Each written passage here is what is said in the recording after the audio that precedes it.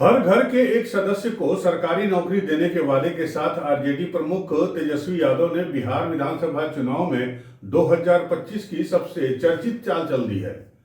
जी हां, इस बार आरजेडी ने अपने पुराने मुस्लिम यादव MY समीकरण को पीछे छोड़ते हुए अब एक कदम आगे बढ़ा दिया है एक नए फॉर्मूले के साथ, और उसका नाम है MMYK, यानी मुस्लिम, महिला, यादव और कुशवाहा। तो सवाल है कि क्या यह समीकरण बिहार की सियासत का गेम चेंजर बनेगा, या क्या 11 सीटों पर महागठबंधन के भीतर आपसी टकराव आरजेडी के समीकरण को बिगाड़ देगा। नमस्कार, मैं हूं अनूप श्रीवास्तव और आप देख रहे हैं मेरा चैनल। दोस्तों, पटना से लेकर पूर्णिया तक राजनीतिक हवा की एक नई बयार बह रही है। जी हां, कल तेजस्वी यादव ने 143 उम्मीदवारों की अपनी सूची जारी कर दी, और ये सूची जारी करने के साथ ही उन्होंने साफ कर दिया कि आरजेडी अब सिर्फ मुस्लिम और यादव की पार्टी नहीं बने रहना चाहती है। जी हां, इस सूची में महिलाओं, कुशवाहा समुदाय और अन्य पिछड़े वर्गों को भी बड़े पैमाने पर टिकट देकर शामिल किया गया है। और इसी के साथ शुरू हो गया है नया बिहार, नया चेहरा का चुनावी नैरेटिव।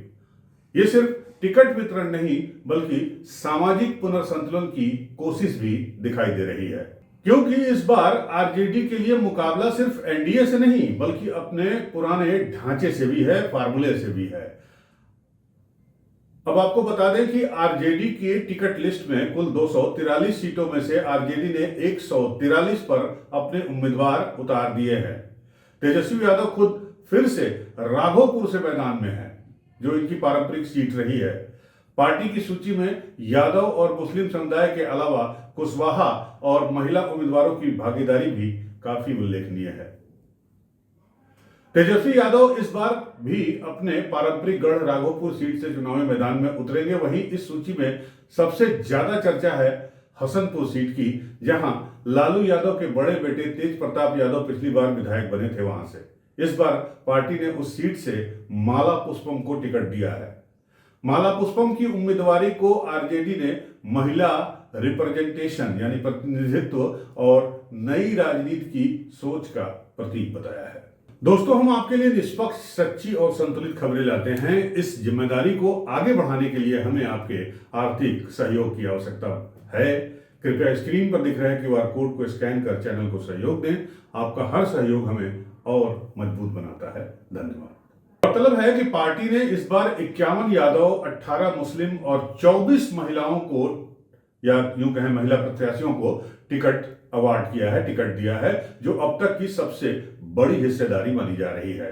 आरजेडी के रणनीतिकारों का मानना है कि युवाओं और महिलाओं को मैदान में उतारना बिहार के बदलते सामाजिक समीकरणों के लिहाज से एक मजबूत राजनीतिक संदेश भी देने की कोशिश की गई है।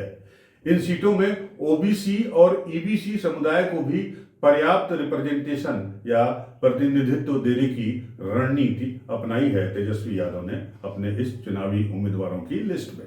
लेकिन इसके साथ ही दूसरी ओर कांग्रेस के साथ सीट बंटवारे पर अभी भी विवाद जारी है।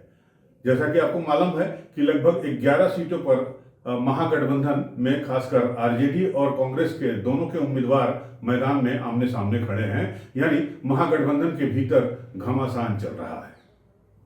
इसको आप हमारे दूसरे चैनल यूपी न्यूज 9 पर देख सकते हैं कि हसनपुर से आरजेडी के बागी उम्मीदवार मोहम्मद कामरान ने अपना नामांकन करके पार्टी नेतृत्व के खिलाफ बगावत का बिगुल फूंक दिया है। आइए अब बात करते हैं तेजस्वी के टिकट बंटवारे में अपनाए गए नए फार्मूले की। आखिर ये क्या है नया फार्मूला? और ये फार्मूला है MMYK। सामाजिक इंजीनियरिंग का अगला कदम ही तेजस्वी यादव की नई चाल है, MMYK समीकरण। और इसका मतलब है M से मुस्लिम, M से महिला, Y से यादव और K से कुशवाहा। गौरतलब है कि उत्तर प्रदेश में अखिलेश यादव, जो तेजस्वी के सहयोगी हैं, PDF फार्मूला लेकर चल रहे हैं। पिछड़ा, दलित, अल्पसंख्यक या अगड़ा, कई नाम वो देते हैं। तो एक फार्मूला तेजस्वी ने बिहार में भी लागू कर दिया है। जाहिर है, आपको पता है कि 90 के दशक में लालू यादव ने MY समीकरण से राजनीति ताकत को हासिल किया था और सत्ता 15 साल चलाई थी। तो तेजस्वी अब क्या उसी फार्मूले का नया संस्करण पेश कर रहे हैं? बताएंगे आपको, और इसका फायदा होगा या नुकसान होगा ये भी बताएंगे आपको। आप बने रहिए इस वीडियो में हमारे साथ अंत तक। तो दोस्तों, तेजस्वी यादव अब उसी फार्मूले का नया संस्करण पेश कर रहे हैं, जैसा कि मैंने आपको बताया, जो सामाजिक तौर पर व्यापक तो है और राजनीतिक रूप से आधुनिक भी है, नया भी है। अब इस रणनीति के पीछे मकसद साफ है कि आरजेडी उस क्लास तक, उस वर्ग तक या मास तक पहुंचना चाहती है जो भाजपा या जेडीयू के जातिगत वोट बैंकों में बटा हुआ है, या उनके ऑलमोस्ट उनके वोट बैंक माने जाते हैं एनडीए के। खासतौर से कुशवाहा वर्ग और महिला मतदाता, जो कि आपको पता है कि नीतीश कुमार के साथ वो पिछले 15 सालों से जुड़े हुए हैं। अब सवाल उठता है कि क्यों जरूरी था नया समीकरण। तो तेजस्वी यादव के बारे में आपको बता दें कि वो जानते हैं कि बिहार की सामाजिक बनावट अब बदल चुकी है। पिछले 20 सालों में काफी कुछ बदला है। एक तरफ यादव मुस्लिम वोट बैंक स्थायी तो है, लेकिन तेजस्वी को यह सच्चाई पूरी तरह से पता है कि वो अकेले सत्ता की गारंटी नहीं है। दूसरी ओर एनडीए ने ईबीसी, दलित और महिला वर्ग में लगातार अपनी पकड़ बनाए रखी है और उसे मजबूत की है। इसलिए महिला और कुशवाहा समुदाय को जोड़कर तेजस्वी ने आरजेडी का दायरा बढ़ाने की कोशिश की है। महिलाओं को टिकट देकर पार्टी ने लैंगिक प्रतिनिधित्व का संदेश भी दिया है। कुशवाहा वर्ग, जो सामाजिक रूप से बिहार में काफी मजबूत और निर्णायक माना जाता है, उसे शामिल करके, यानी उनके उम्मीदवारों को टिकट देके एक राजनीतिक रूप से साहसिक फैसला लेने का काम तेजस्वी यादव ने किया है, ऐसा लोग मान रहे हैं। तो दोस्तों, अब सवाल ये उठता है कि क्या ये फार्मूला कारगर होगा? कितना कारगर होगा? क्या MMY के फार्मूला काम करेगा आरजेडी के पक्ष में?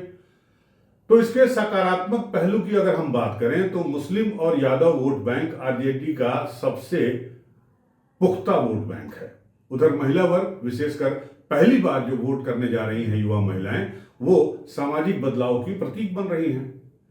कुशवाहा समुदाय की भागीदारी से तेजस्वी एनडीए के पारंपरिक समीकरण में सेंध लगाने की संभावनाएं तो ढूंढ रहे हैं। नए चेहरे और युवा उम्मीदवारों से पार्टी को युवाओं की पार्टी का नया टैग देने की कोशिश भी कर रहे हैं। अब मतदाताओं को यह कोशिश कितना लुभाएगा ये तो वक्त बताएगा। लेकिन इसका एक नकारात्मक पहलू भी है, और वो है कि टिकट वितरण से नाराज पुराने नेता निर्दलीय उम्मीदवारी का ऐलान कर चुके हैं। कांग्रेस के साथ सीट टकराव से 11 सीटों पर वोट का विभाजन का खतरा खड़ा हो गया है। जैसा कि आपको मालूम है कि पिछली बार जो हार जीत का अंतर था वो 10-12 सीट से ही था। कुशवाहा और अन्य पिछड़े समुदाय में जेडीयू की पकड़ मजबूत है और आरजेडी की जड़ें अभी भी कमजोर हैं, जिन्हें संगठनात्मक तरीके से आरजेडी को मजबूत करना होगा। एनडीए की पंचायत स्तर तक फैली संगठनात्मक मजबूती अभी भी आरजेडी के लिए एक बड़ी चुनौती है, ऐसा लोग मानते हैं। गठबंधन की उलझन क्या है ये भी आपको हम बता देते हैं। तो सीटों पर टकराव के चलते महागठबंधन के भीतर आपसी तालमेल अभी भी पूरी तरह से नहीं दिखाई दे रहा है। अंदर खाने ये भी चर्चा है कि 11 सीटों में से 2 सीटों पर वीआईपी पार्टी ने भी अपने उम्मीदवार खड़ा कर दिए हैं, अपने ही महागठबंधन के उम्मीदवारों के खिलाफ। तो इससे 2 बड़ी दिक्कतें खड़ी हो गई हैं। पहली, विपक्षी वोटों का विभाजन। दूसरा, आरजेडी की रणनीति पर सवाल। जब विपक्ष ही एकजुट नहीं है तो किस विस्तारित गठबंधन, एक्सटेंडेड अलायंस की बात वो लोग कर रहे हैं? ये अलग बात है कि तेजस्वी यादव लगातार ये कह रहे हैं कि हम एक टीम के रूप में लड़ रहे हैं, लेकिन जमीनी हालात अभी तो यही बता रहे हैं कि कई सीटों पर टीम अलग अलग दिशाओं में दौड़ रही है। साथ ही महागठबंधन में भी सीएम फेस को लेकर पिक्चर अभी तक क्लियर नहीं है। जैसा कि आपको पता है, कांग्रेस ने अभी तक तेजस्वी के नाम पे हामी नहीं भरी है। तो दोस्तों, आपको बता दें कि पिछले दिनों जब हम और हमारी टीम जो है पटना, वैशाली और मधुबनी इलाकों में गई, वहां लोगों से बातचीत की, थोड़ा बहुत सर्वे किया, तो कई दिलचस्प ट्रेंड उभर कर सामने आए हैं। यादव और मुस्लिम मतदाता अभी भी आरजेडी के साथ बहुत मजबूती के साथ तो खड़े हैं, लेकिन कुशवाहा और महिला मतदाताओं में तेजस्वी को लेकर अभी भी उत्सुकता बरकरार है। साथ ही ये उत्सुकता दिखाई भी दे रही है, लेकिन पूरी तरह से अभी वो कॉन्फिडेंट नहीं है तेजस्वी यादव या उनकी पार्टी को लेकर। भरोसा बनना अभी बाकी है। लिहाजा तेजस्वी यादव की युवा छवि को सकारात्मक रूप से देखा तो जा रहा है, लेकिन एनडीए के स्थिर शासन वाले और डबल इंजन के चलते विकास के नैरेटिव से तेजस्वी यादव या उनकी पार्टी को अपने इस फार्मूले से टक्कर ले लेना इतना आसान नहीं होगा।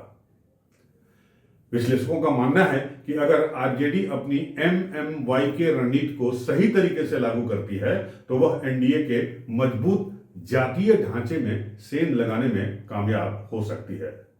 मुस्लिम और यादव वोट बैंक के साथ महिला और कुशवाहा समुदाय के जुड़ने से महागठबंधन का जो वोट प्रतिशत है वो 3 से 5% तक बढ़ सकता है, जो निश्चित रूप से या यूं कहें दिलचस्प तरीके से निर्णायक परिणाम ला सकता है। लेकिन यह भी तभी संभव है जब गठबंधन में सामंजस्य हो, नाराज नेता पार्टी लाइन में लौट आए और तेजस्वी का संदेश गांव-गांव तक, घर-घर तक सही तरीके से पहुंचे उनके कार्यकर्ताओं द्वारा, उनके संगठन के द्वारा।